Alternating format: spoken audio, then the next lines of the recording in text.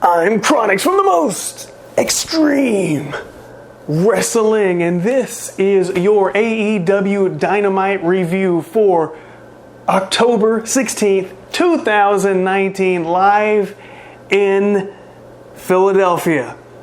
It was sold out, and apparently it happened in 22 minutes. Check this out. My hair is looking like Edgar Winter today, like Frankenstein.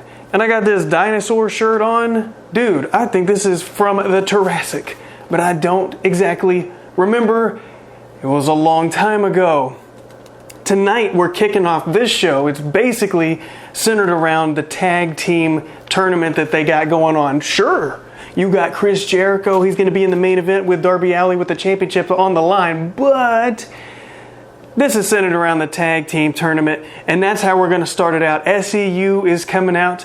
They are very loved, but in no time at all, they get attacked by the Lucha Bros. They're killing them, man, right out the gate. They didn't even make it off the ramp. While they're still on the ramp, Daniels gets driven into the steel stage. Like, holy crap, you don't normally see just pile drivers all over the place, and especially not out on a steel ramp. That's gotta hurt. It's gotta hurt bad. Like, this dude ain't getting up, and he does not. They start bringing out medical professionals, but first, because of this chaos, their buddy in their group here, Scorpio Sky, he comes running down to break this up. Then the medics, they all appear. Now, this really puts Scorpio Sky into an interesting position, because the other guys in the team are way more skilled than him, and he's kind of the younger guy, the guy that really has to prove himself. So to take a beloved guy like Christopher Daniels and just chunk him out of the match right out the gate, and something bad happened to him, and for the hero to come in and save him and be Scorpio Sky, that is smart. I have to give them props for that, because that puts him in a situation where he has to overcome the odds and he has to do it for his friend. So that was smart thinking. And I thought it was hilarious. I guess he was running down with his bag or whatever, because he brought out his tape and he started taping his arms up. It's like, you ain't gotta have regular wrestling boots or gear or anything, but my God, you're not going out there with no tape. Come on now. So it was a realistic take on the way they presented it, and that was awesome. So now we have the best friends. They come down, and I guess people really do like the best friends. They're kind of like one of those gimmicks that is, coming on up or whatever. But people seem to dig it, so that's cool. And they do the stump pile driver in the match. And I'm thinking, okay, you can't just take the move that killed somebody and then moments later inside of the ring you're doing the same move. I mean, come on. Out of respect. Like, if somebody actually got seriously injured, like they had to go to the hospital, you would think, man, you would be a real son of a bitch to do that move. But maybe that's what they were going for, to make them out to be like total jerks. They got this is awesome chant. Scorpio Sky, he really shined in this match. I was really proud of him. I just thought, wow, they're making a star out of this guy. It's like the people probably didn't know that much about him or had really that much investment to that degree, especially with on TNT like that audience. So it was really good. Scorpio Sky, he loses his shoes, he throws them into the crowd, I suppose, and then they throw him back. So I don't even understand what was happening at that point. I was writing notes and I was like, oh, he ain't got no shoes. Well, there's a shoe in the ring. I'm like, gotta learn how to write faster. Anyways, they tease the pile driver on the apron. And I'm like, I mean, this has got to be traumatizing at this point to SCU. But Scorpio Sky, he comes away with the victory, so good for him. They move on in the tag team tournament, and they got Scorpio Sky looking all nice and great. Because Christopher Daniels, I mean, he's awesome, but you ain't got to prove that he's awesome. So that's good thinking. Next, we got some guys dressed in green taking on Santino and Ortiz. So yes, their names don't matter so much in this match. This match is designed to make Santana and Ortiz look mean and aggressive and full of rage and just tearing people apart. I mean, even at one point, one of the dudes was biting the rope, or the cord, I guess it is, as their ropes in AEW, kind of like WCW. Because they're not regular ropes. They're some kind of nylon, stretchy material. Yeah, or cables, probably just cables with plastic around them, because they're too smooth to be ropes. But he was biting them like a mean dog, so that's what they wanted to get out of these guys from the Inner Circle, and that's what they got. Santana and Ortiz come away with the victory, and then Jericho appears on the Tron, and I gotta give AEW props on the camera that they used on this shot. Now, because Jericho was nicely lit, he was right there, he was in focus, but then the AEW sign just behind him was kind of fuzzy, so it gave it a real cool vibe. I really was into that. Which I thought, why does WWE not do that? Well, they do it in their behind the scenes documentaries and stuff, so why do they do it on stuff like that with interviews and stuff? But they don't do it on Monday Night Raw on a live show, or they don't do it on SmackDown. And then I thought, no, they're stupid for that. But then, maybe they're trying to make a more realistic sports feel where they just have regular cameras, because that's what you do when you are filming sports. You get something that just can zoom and have a good focus at any length, really, like a real kind of balanced thing, instead of an extreme, it's got to be in focus or it looks all crazy and fuzzy. Yeah. So I think WWE is actually going for that look where it's more authentic from a sports perspective, but AEW is coming at it from a more theatrical standpoint, which I don't have a problem with. I mean, it's not infeasible for you to have that particular camera filming it, but the vibe that you get from it feels more artistic. It feels more modern for sure. It feels like people who are doing something a level above what is expected from professional wrestling. And that's one of the things that I like about AEW. They give that extraness to it. So there's a good argument for WWE in the way they do it, because it is kind of authentic sports feel, but is that the right way to go? I guess we'll find out over time and see who copies who in the future. But I couldn't tell if it was Ortiz or Santana, but somebody was chanting, "The best, the best, the best." And I was looking around for Dave Grohl like the Foo Fighters were about to come out, but no.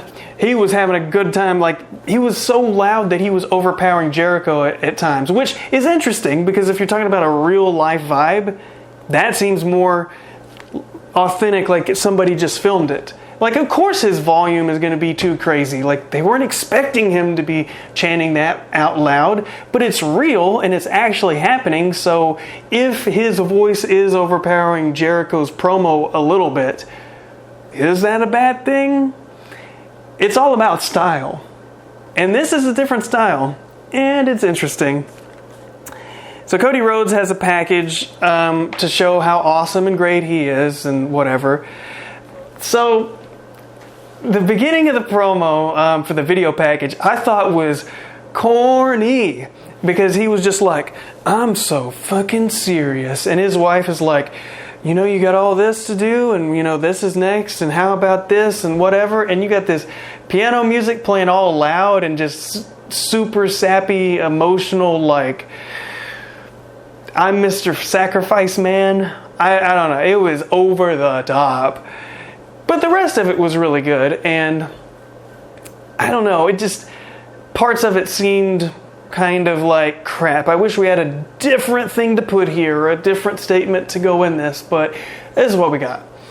It was good. It just, Oh man, it just wasn't great. It wasn't great. That intro, man, it took me off. But Cody Rhodes, he is, everything they said in there is true. It's just the way they presented it. It was a little too much. I think it could have been, yeah. It was just corny, man. It was corny. The beginning was corny. I can't put it any other way. I wish I could articulate a better way to describe that, but yeah.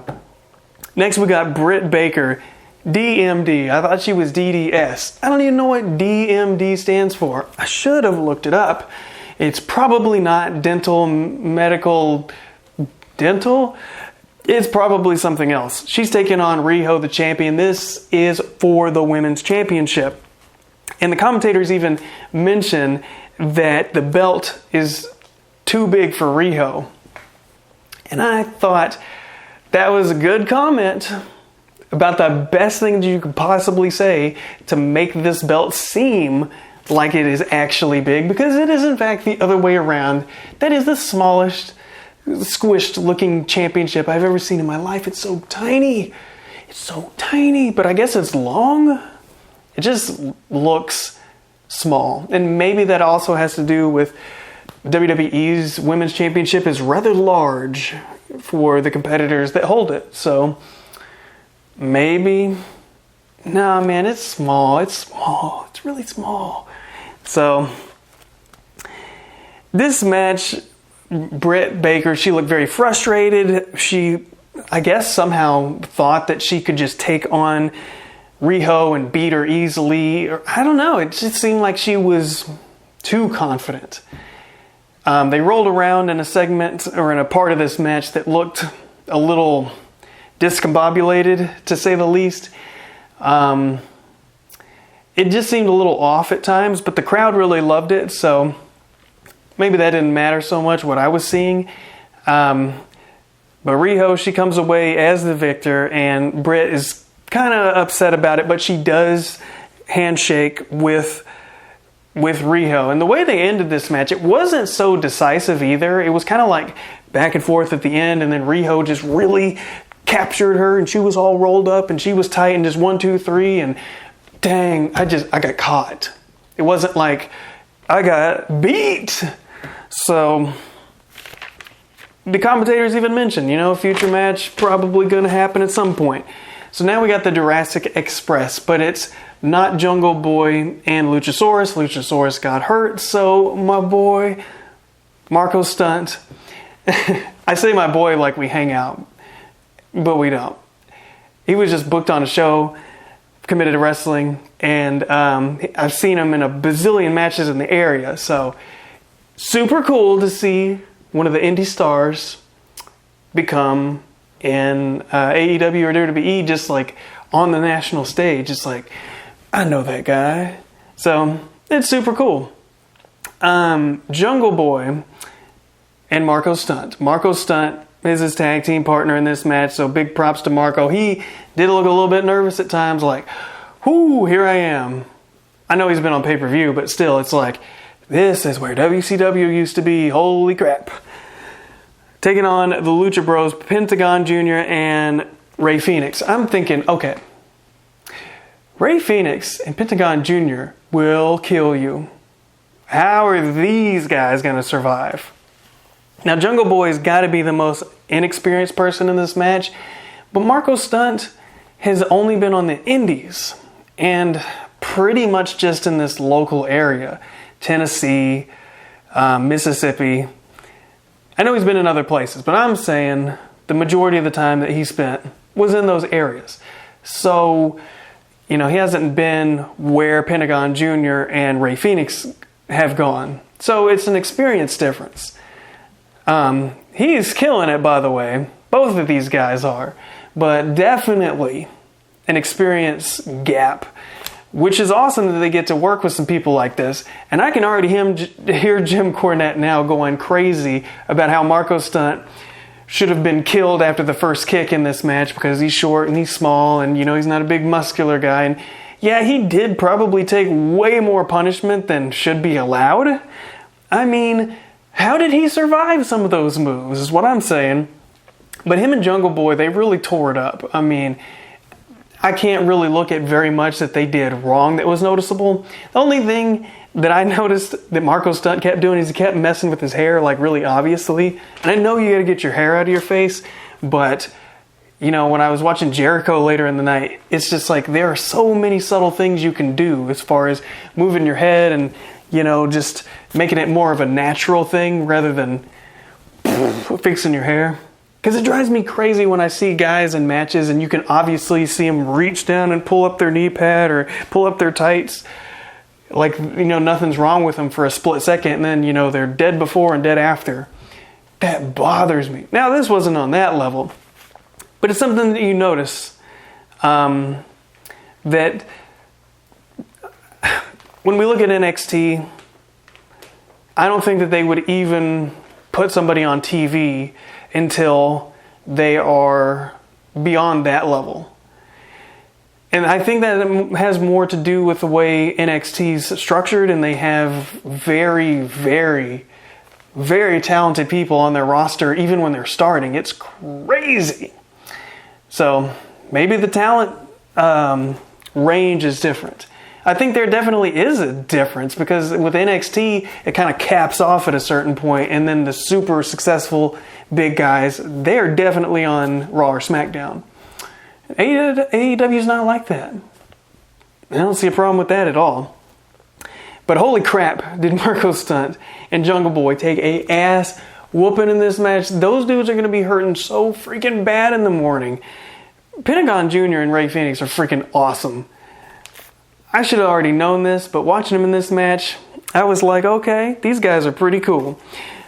Now, after they completely kill Marco through the commercial breaks and everything, Marco hits this awesome 450 splash and shooting star press by Jungle Boy and a kick out. And I'm thinking, holy crap. How? They swing Marco Stunt by his hair. Poor dude, he was like, I seen you playing with your hair over there, doing a little of this. Let me show you how it's done. Swinging this boy by his hair and throwing him. I'm like, I feel the pain. They do a pile driver and then boom, Lucha Brothers win. Why are they doing so many pile drivers? I mean, I get that you can do it here, but I don't know, man. I'm just saying, us WWE people feel like it's a lot. It's a lot to deal with. We haven't seen pile drivers that much in so many years. It's so rare. And you're just going to give us that many in a match? It's like, oh, we're traumatized. We are traumatized fans. We were taught that pile drivers were death. You know what I'm saying? Us WWE fans, we got it rough, man. We got problems. Got problems. That's what I'm saying. Now we got the bastard Pac going, or with Jon Moxley, going against Adam Page and Kenny Omega. Oh, I can finally read my note. They finally had the camera lower on Pac to make him look tall or normal sized, and instead of being over him, making him look like he's a midget. So, yes. Oh, it's so good to know when you had a good idea. Because I know sometimes I'll be saying stuff and I know people are watching thinking, man, Chronics don't even know what he's talking about right now. But then, boom, I gotcha. They changed the camera angle. They saw it, they knew too. But I knew. Oh yeah. Alright. I don't even know where my place was. You can definitely see the difference in this match of the quality of match, the quality of the wrestlers compared to previous matches. It's just like, dang, these guys are freaking awesome. The most unexperienced person in this match is Adam Page. And that's saying something because that dude is pretty freaking talented. And I'm glad that they're doing more stuff with him. Kenny Omega, when I watch him in the ring, it's incredible. It's like he's got you talk about micro movements and moving your head this way and where you should have your hand and where the camera is and all this kind of stuff. Dude, Kenny Omega is freaking incredible. And I know people love Kenny Omega, and I think he is freaking amazing. But the thing I can't understand is I don't know what he's about. Like, I don't understand, like, what does he like to do? What is he like? Is he a cool guy? I don't know. Maybe I don't watch enough, videos of him in the past or whatever. But just coming off of what they've presented us in AEW, I don't really know a lot about him. I know he can wrestle. It's pretty obvious to me. So that's something I hope in the future they'll explain, like, this is the way he is, and this is what he likes. And do it through AEW so, the general audience can see it. Because I know I'm not the only one thinking that, especially somebody who's just turning on and being like, hey, there's wrestling on TNT, and I think Ted Turner's head is in the crowd. I'm not exactly sure. But, very good match. Moxley, he gets out the bat and he flips off his partner Pac and DDTs him. So he is truly unhinged, and I guess he's stone cold now, because that is what I got from that. I mean, I know he hit the DDT, but in my head, that was the stunner. He flipped him off and he walked off. I was like, he's stone cold. He's stone cold. Hey, JR, he's stone cold. He's stone cold. Adam Page and Kenny Omega, they walk out as the winners. So that's really good. Hangman Page, he did hit that buckshot clothesline, and holy crap, that looks like it hurts. I can't. I don't want to take that. I think I'd rather get chopped or slapped in the chest and have a just big handprint versus a whole arm. A whole arm across my body, like I got violently hugged. Oh my gosh, I'm running out of breath here. Okay, we're going to roll through this. Now we got Darby Allin. He has an opportunity for the AEW Championship against Chris Jericho, who is the champion. Jericho's coming out there. He's got the face makeup and he's got his hat on. He's meaning business tonight. He's like Raven or a crow. I guess part of Clockwork Orange. I don't know. He's something or another, dark, scary Jericho man. It's crazy because Chris Jericho's 5'11", so he's my height.